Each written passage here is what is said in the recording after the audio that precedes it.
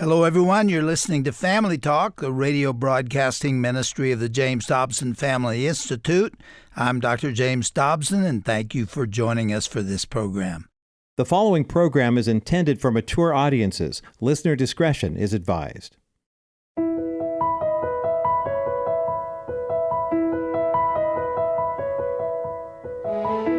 Well, welcome to Family Talk, the broadcast division of the Dr. James Dobson Family Institute.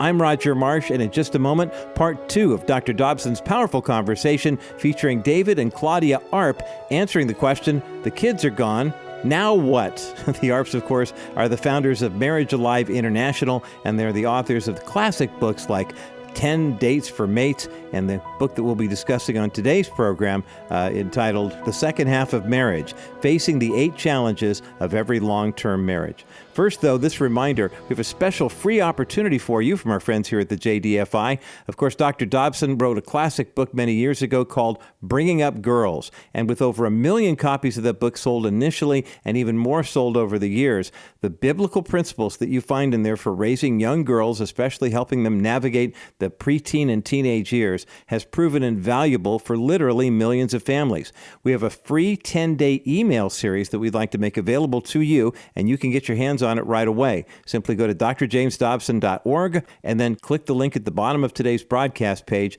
give us your name and email address, and we'll be happy to send you this 10-day email series featuring powerful, timeless biblical principles that Dr. Dobson includes in the book Bringing Up Girls, as well as information on how you can order a copy of that book as well.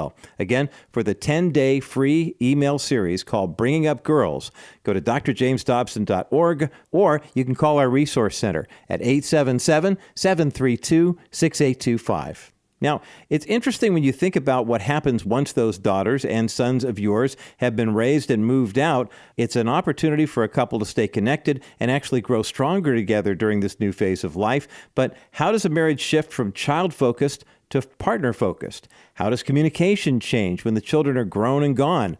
How do you keep fun and friendship in your marriage relationship? Well, during the next half hour, David and Claudia Arp are going to get into these issues and more. So let's get this conversation started. Here now to begin is our host, psychologist and best-selling author, Dr. James Dobson, on Family Talk.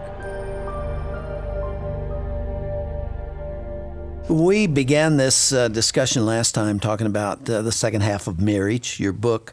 You made reference therein to 8 problems faced by those at that time of life. Tell us what they are. List them for us, will you? Okay, there are the 8 challenges that if couples can surmount these challenges, we believe they can build a successful, loving, growing second half marriage.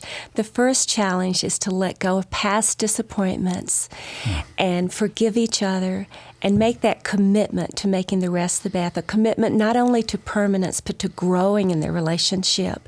That's the starting place. If they can't get past forgiving each other and accepting each other as a package deal, they're not going to go much further. The second challenge is to create a marriage. We're going to see how well you know your own book. Yeah. You've reached for the book.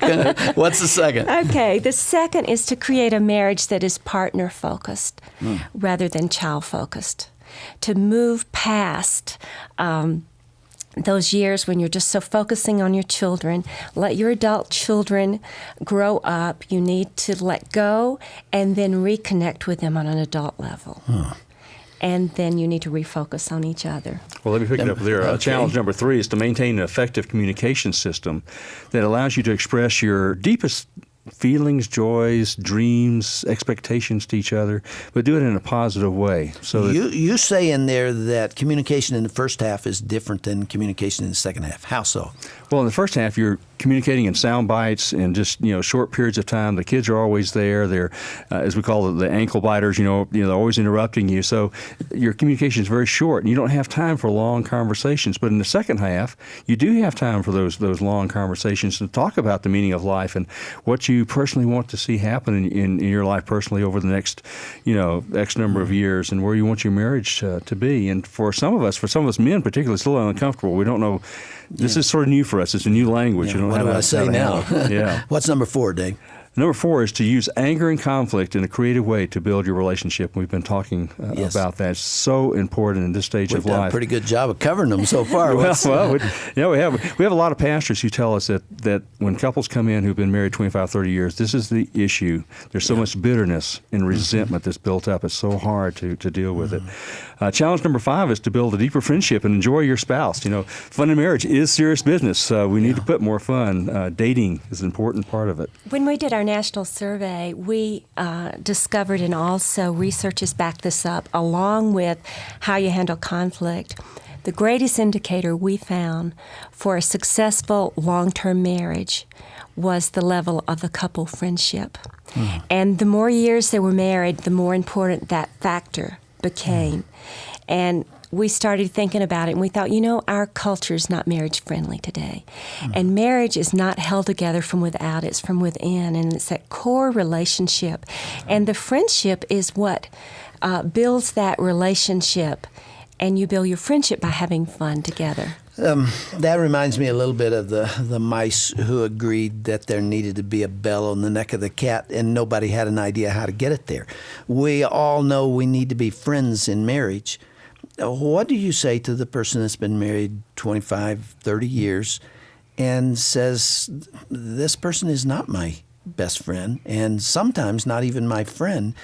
Can it be rebuilt at that stage? Absolutely. We believe that you can take any marriage if the Lord is involved and you can allow the Lord to give you the forgiveness. Yes, you can reinvent your marriage for the second half. We see it happen. We see the Lord really step in and perform miracles. Sometimes in with an lives. outside consultant or Counseling. counselor. Yes, Counseling can be a very important part of it. We're working on a project for Christian counselors right now to turn our 10 Great Dates resource into something they can use in their counseling to help couples restore this friendship. And we believe that any couple who's willing to set aside time and date their mate, they can jumpstart their relationship. 10 great dates means suggestions for what you can do together? Is that what that? I haven't seen that. Oh, that's good. 10 Great Dates is, there are 10 fun dates, but each date has a marital theme. It's a marital skill, but we just call it a theme. And if you're the church on the corner that's offering fun dates and free or low-cost babysitting, couples will come. And basically you're allowing those couples it's a short video date launch where Claudia and I just set the tone for the date and a little bit about the skill that you're going to be practicing. And you send them out for an hour and a half on their date, and we hope they come back in an hour and a half to get their kids. If I caught that, this is part of your seminar to couples in the second half. We have a book, 10 Great Dates. Yes. And it's also a video resource for churches and groups. And this is the follow-up to our Marriage Alive seminars. Our churches are just using this resource, standalone. But it's a program. It's a marriage education program that will draw couples who would never go to a marriage seminar or a marriage Bible study, but they'll come to the church for fun dates, especially if they offer childcare. And we're finding that what happens, the women drag the men the first few dates, but by the third or fourth date, the men are dragging the women. It's very consistent. The husband's really getting into it, yeah. And it's a great resource also for couples in the second half. We did it really broad-based. It's for couples all ages and stages of marriage, but it's a program around the country. It's going really well.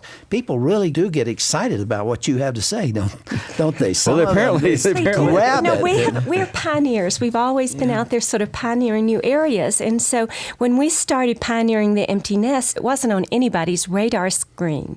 But they're pragmatic and they want some help. And so we're trying to be prepared and be there for them and have resources for small groups and for Sunday school classes to help them build their marriage in the second half. Now, we'd gotten through 5, I believe. Oh, you want to pick up at 6? Yeah, let's take okay. number 6. Challenge 6 is to renew romance and restore a pleasurable sexual relationship. And, from our personal experience, we believe that our love life has been more creative and more fun since our kids left home than before.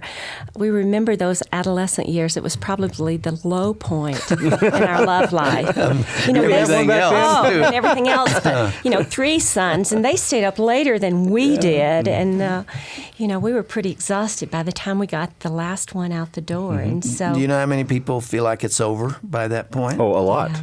We a lot in our seminars. Couples come up to us all the time and say, I think we've forgotten how. It's just. but That was in the early years of our marriage. But we do believe that this is another area you can reinvent in the second half. we lead them back to Genesis 2:24, which is the verse on marriage that Christ quoted in the New Testament, that we're to leave our father and mother and cleave to each other and become one. And we said those are 3 principles are the foundation of a Christian marriage. The leaving other things, making your marriage a priority, cleaving to each other, becoming soulmates, best friends, and becoming one, building a creative love life.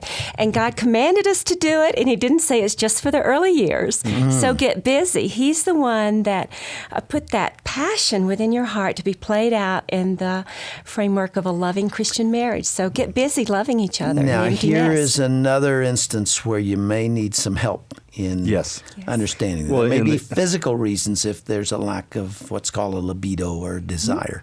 There may be a lot of reasons, some of them emotional, and sometimes it requires a little assistance. Well, in our small group last night, this is one of the first questions that came up was about the sexual relationship in the second half. And they said, what's the difference between the second half and the first half? And I don't know, we just said the second half is more of a stroll. The first half was a sprint. And now it's more of a stroll. We have more time. Our bodies react slower, so that it's a good time to be playful, to experiment, to just enjoy the process. You have the whole house. Yeah. And you have time.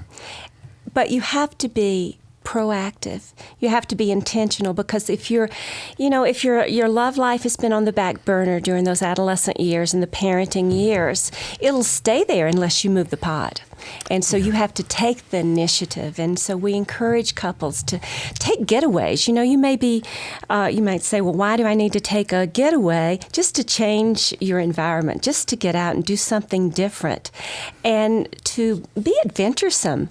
Yeah. Go select a good book on love life and If I had to offer advice to a couple that's lost interest in one another and wants to rekindle it, the very first thing I would do would be to say, concentrate on the other 23 and a half hours a day. Pleasure one another in other ways. Yes. Show love to one another. Build a relationship.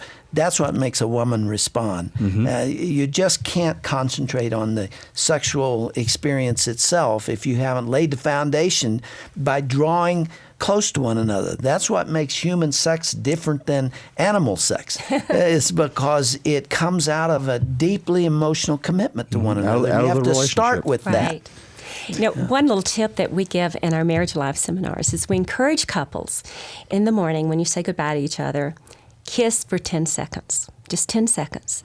And then when you come home in the evening, kiss for 10 seconds. That's 20 seconds you're investing in your marriage each day. But Claudia, what do you do for the other 9 seconds? That's exactly it. That's Because usually couples look at us, as you look out across the audience, they look like, well, what's the big deal about 10 seconds? Well, time it. Hold up your watch and count. 1001, 1002. 1003. We're beyond most people right now. And 10 seconds is longer than you think. And we get more emails about the 10-second kiss and how it's revitalized people's that intimacy in their relationship. Just 10 seconds. Shirley and I had an opportunity to go to the inauguration of George W. Bush, and we were in the Texas ball that night. And apparently he hates to dance. And yet it's traditional that they dance. And so he told the audience that, he said, I've never danced for more than 30 seconds in my life. I'm going to try to beat the record.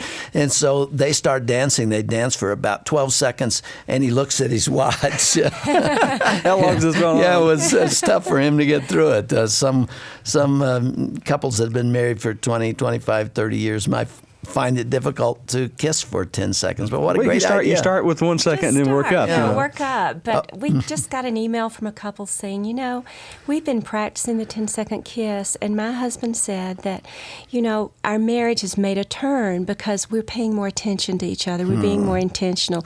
Anything, the dating. Dating is an attitude. We turn almost anything that we do into dates. Every fall we have a flu shot date. Flu shot. Yeah, flu shot right. date where we go and get our flu shot together, and we What just a make it a thrill. date. Yeah, what a great thrill. But Dr. Dobson, I probably wouldn't go get the flu shot if we didn't make it into a date. So we go together. I hold Clyde's hand while she gets her shot first. I want to see if it's okay. Then I get my shot. And this last year, we started a new tradition. After we got our shots, we kissed.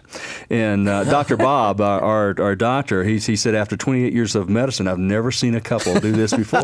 So we just take any. What it's a an attitude. celebration. Yeah, but you can take any. It's an attitude. You can take anything and turn it into a date, and just interject a little bit of fun along the way. I got to tell you got to be hard up for a date. Well, another date that we do is our airport date because we do seminars almost every weekend. We spend a lot of time in airports, and all the things you hear about delays, as you well know, really happen, and flights are canceled. And when we're discouraged and tired, what we'll do is we'll just go to a flight that's been called. It's not our flight because our flight's delayed. And we'll pretend like we're saying goodbye to each other, that one person's going to get on the flight. I don't know if you realize it, but airports are one of the few places where you can kiss passionately in public and get away with it. So and nobody even looks at you. Oh, yes, they do. Oh, do they? They do us. And that's part of the fun because they look at us and say, gee, that couple's a little old for this kind of stuff. And so that plane loads, we don't get on because it's not our flight. And then we'll just go to another gate where they're loading and we'll do the same. No, it's do the same called thing. Fun. I agree. It's called with fun, but it's an Yeah. attitude. You can go to the grocery store together, to run errands together, and turn it into a date. Shirley and I used to love to go to the farmer's market and just walk along looking at the produce and the fruit. I don't know why we enjoyed that, but we did. What's number 7? Number 7 is adjust to changing roles with aging parents and adult children. And this is probably the greatest felt need that most couples, dealing with their adult children, having aging parents who need medical help or maybe need to move in with them. All those issues sort of go into that particular Called challenge. the sandwich generation. Yeah. And there are so many needs and stresses and hurts in this stage of life. And what we tried to do in this challenge was not to solve all the problems of adult children and aging parents, but was to challenge the couples, whatever your situations, however desperate it seems, how can you make your marriage the anchor relationship? How can you be united together and support one another? We can all handle stress so much better if we know there's one other person that understands how we're feeling right now. And so to be that person for your spouse. We could do an entire program on that subject. We're almost out of time here, and I have one other very important subject I need to ask you all about, but give us number 8. Okay, number 8 quickly is the 8th challenge is evaluate where you are on your spiritual pilgrimage, grow closer together to God, and together serve others. And this we end on this thing because we can grow closer together spiritually at this stage of life. We have the time, the spiritual, and the financial resources to get involved in ministry, to short-term ministry. You have a lot of your volunteers who want to come. They want their lives to count at this stage, and you can do that. Now, let's deal with the most difficult, perhaps, of all the subjects we could talk about in the second half, and that is the specter of widowhood or a widower, the possibility of the loss of that person that you have dreamed with and grown with and raised children together. And now you come to this stage of life, and let's suppose it is as it is for Shirley and me, that this has been the most wonderful thing that's happened to you. And yet hanging over us is this prospect of one going on to heaven and the other one not for a while. And that's really scary. I know Shirley and I never completely get away from that because I've had a heart attack and a stroke, and I'm feeling great and doing well, but still that's there, It is, and it's very scary, and that's close to our heart too, because we're basically the same stages of our marriage. And this last year, I had some surgery and found out later, I could have died. And we've had people say, "Well, aren't you too close? What if you're too close? And isn't it going to be too hard when one of you loses the other?" And we thought about it, and we thought, well, no, we're not too close. God's desire is for us to be one. We don't want to be enmeshed in each other. We want our, other interests. But we have never heard anyone say, "I'm so sorry, I worked so hard on my marriage. We worked too hard on our marriage." And we thought, well, if one of us loses the other, it will be with no regrets. Because we took the time to build our marriage now. We took the time to build our friendship while we had that time to take. And as hard as it will be, I cannot imagine life without Dave. But I know that God is there and Christ would see me through. When this subject comes up, I think of the movie Shadowlands. I don't know if you all saw that, Yes. but it was about C.S. Lewis's writings, and he had lost his wife. And the entire story deals with him asking the question, would I have hurt as badly if I hadn't loved as much? And at the end of the movie, the final conclusion is that you can take two routes in life. One is that you can protect yourself from pain, make yourself invulnerable, and not allow yourself to connect with others, and therefore not suffer loss, or at least as devastating a loss, because you have built a fortress around yourself.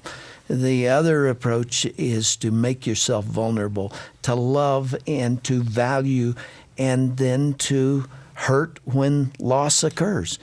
And his final conclusion is the latter is better than the former. It's better to love. Absolutely. That's so what couples face in the second half of marriage, and many couples aren't willing to reinvent their marriage. They just want to stay in this, quote, comfortable relationship, but they miss that intimacy, and they miss that opportunity to live out before their children, their grandchildren, their communities, what it really means to have a loving Christian growing long-term marriage. What a wonderful thing to have sweet memories and not bitter ones when it's all over. And then we're going to spend eternity together on the other side. Well, Claudia, what you just said reminded me, too, that we're not doing what we do as far as our marriage life ministry just to help couples have happy marriages. There's a bigger purpose, and that is we believe that a loving Christian marriage where the love of God really is flowing between husband and wife and that forgiveness is evident is the best it's the best lighthouse we have for Christianity. It's the best evangelistic tool we have. We have more people who come to Christ because they see Christ in our relationships. Last weekend, we were doing a seminar in Houston, and a couple came up to us, and they were New Yorkers, and they said, "We've just got to tell you what happened to us last year." And they had visited this church and saw that there was an empty nest second half Sunday school class, and they said, "We got involved in this class, and we became Christians through this study of the second half." And they had just been baptized, and they were getting ready to have a 40th wedding anniversary celebration where they were going to renew their vows, and they were like little newlyweds running around. I mean, they were full of energy and what holding a great hands. advertisement for marriage, and what a great advertisement for Christianity. That's the way I feel about you all. I believe you've got a message, and you have something to say to today's families. You're meeting a need. And I just trust that as a result of your being here on these 2 days, that the Lord is really going to take this ministry to new heights. You're available. You don't want to run your legs off. We've already said that, but you're available to speak. Is that right? Yes. Yes. And we we have also staff that we're training. Yeah. And we also have a Speaking as wonderful well. website. It's marriagealive.com. It's the opposite of marriage dead. A lot of resources there. Yeah. A lot of resources on marriagealive.com. There are a lot of interactive resources. There's a whole section dealing with the second half of marriage. There's the sections dealing with dating. It's just almost anything you want to deal with. As far as it deals with marriage and parenting, we have resources there to do that. So marriagealive.com. come. Well, it comes out of your own experience and the things the Lord has taught you. And I just trust the Lord will continue to bless your work and your future writings. Thank you for being our guest, and we will meet again. Well, we are so delighted to be working together in the harvest, the Lord's harvest here. It's been exciting for us, and we thank you for the opportunity.